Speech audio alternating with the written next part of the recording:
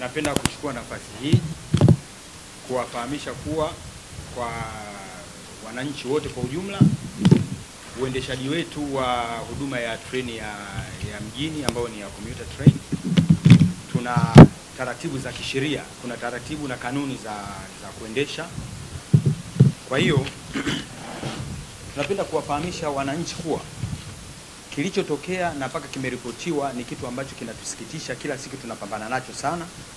Na ndani ya kampuni ya reli kuna watu wa usalama, tunao watu wa reli, polisi, tunao watu ambao ni watu wa usalama wa ndani, PPOs.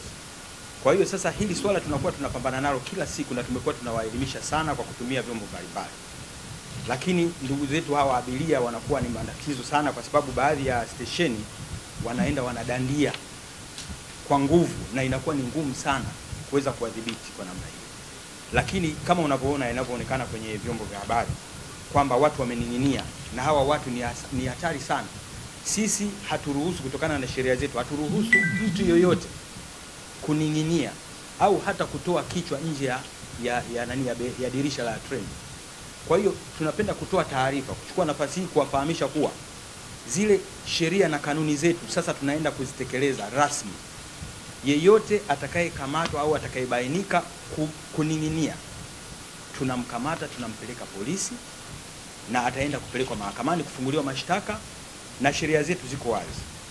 Atashtakiwa, aidha atalipa faini au atafungwa kifungo kisichopungua miezi 6. Kwa hiyo tulikuwa tunapenda kuwapa taarifa kwamba kila mtu anapokata tiketi, tafadhali afate utaratibu uliowekwa. Tunao watu ambao wamekaa pale kwa ajili ya kuongoza. Wale watu ambao wamekaa kwa niaba yetu wanakuelekeza kabisa kwamba ingia behewa fulani, na pale wakikwambia kwamba imetosha, basi utatakiwa kufuata utaratibu na si vinginevyo. Kwa hiyo tumeona tuchukue hatua hii. Kwa kweli ile habari zimetusikitisha sana, na sisi kwa sababu tunafanya huduma na wananchi, hatuwezi kutumia nguvu kupita kiasi. Unakuta mtu amekata tiketi na anataka kwenda, yeye analazimisha aondoke na treni hiyo, na treni imejaa. Sasa tunapenda tuwafahamisha kwamba ukikuta treni imejaa na umeambiwa usipande, tafadhali usilazimishe. Ukilazimisha tutachukua hatua za kisheria. Kwa hiyo huu ndio ujumbe maalum ambao tulikuwa tunapenda leo.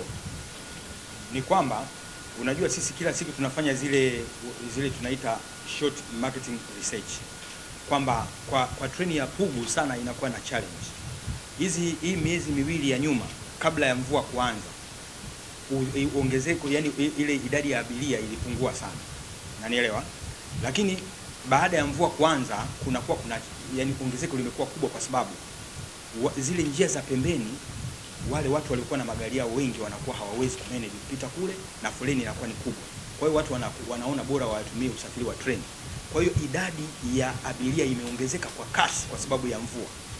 Kwa hiyo sisi tunakuwa tayari tulikuwa tuko comfortable kwa hizi behewa 19, lakini sasa imeongezeka idadi kwa kasi.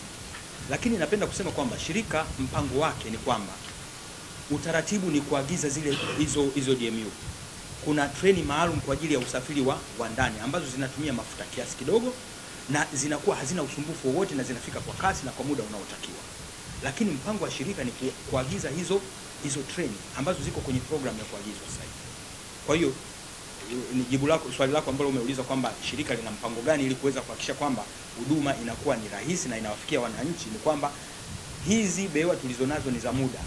Hizo zimekuwa maalum kwa ajili ya usafiri wa commuter. Behewa maalum kwa ajili ya commuter zimeshafanywa utaratibu wa kuagizwa na zitafika. Sitaweza kusema, kwa mkurugenzi ana uwezo wa kusema ni lini zitafika, lakini shirika tayari limeshaona hilo na linafanyia kazi.